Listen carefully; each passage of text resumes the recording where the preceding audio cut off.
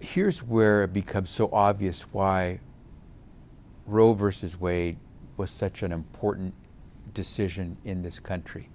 It established a threshold of protected rights. It established the preeminence of physicians and medical professionals making decisions about our health. It protected people who wanted to simply access the health care they needed.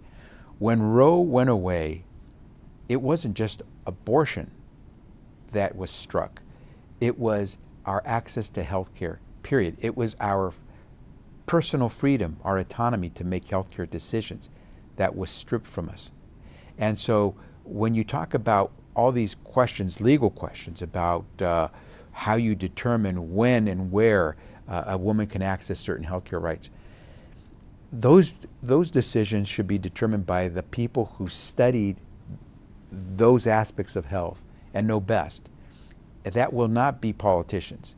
That will be the healthcare professionals. And that's why in America, healthcare is based on the science, the application of that science with evidence by those who are trained.